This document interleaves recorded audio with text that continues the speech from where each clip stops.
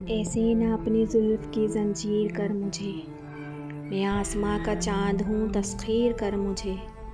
تو شاعری کے سارے ہنر جانتا تو ہے، میں حرف حرف زخم ہوں تحریر کر مجھے۔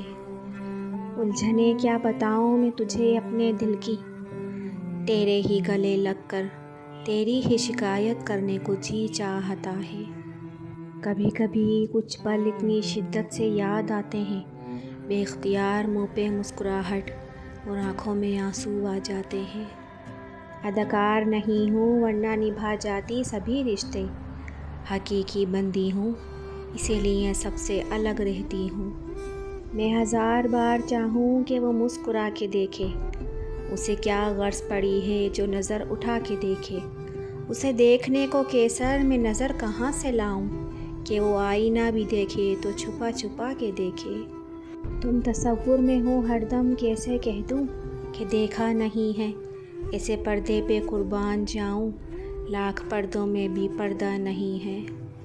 وہ جو کہتے تھے تجھ سے بچھڑ کر ویران ہو جائیں گے، جب اس کے شہر گئے تو سب سے روشن گھر اسی کا تھا۔ روٹھ جانے میں، دل جلانے میں اور بھول جانے میں میرا محبوب سب سے اول ہے۔ ان چاہتوں کے رنگوں میں ہر رنگ میرا تم سے تم تک ہے۔ میرا جنوں کبھی سمجھو تو سہی، زندگی کا ہر لمحہ تم سے تم تک ہے۔ کوئی شام مجھ میں قیام کر میرے رنگ و روپ کو نکھار دے، جو گزر گئی سو گزر گئی میری باقی عمر سنوار دے۔ خود بخود چھوڑ گئے ہیں تو چلو ٹھیک ہوا، اتنے احباب کہاں ہم سے سنبھالے جاتے۔ ہم بھی غالب کی طرح کوچہ جانا سے محسن نہ نکلتے تو کسی روز نکالے جاتے۔ وہ کاغذ آج بھی پھولوں کی طرح مہکتا ہے، جس پر تم نے مذاق میں لکھا تھا مجھے تم سے محبت ہے۔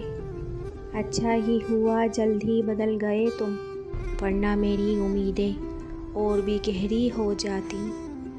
اکثر وہی لوگ اٹھاتے ہیں ہم پر انگلیاں، جن کی ہمیں چھونے کی اوقات نہیں ہوتی۔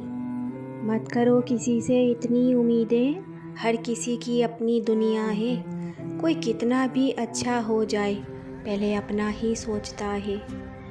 یہ ورق ورق تیری داستاں، یہ سبق سبق تیرے تذکرے، میں کروں تو کیسے کروں الگ تجھے زندگی کی کتاب سے۔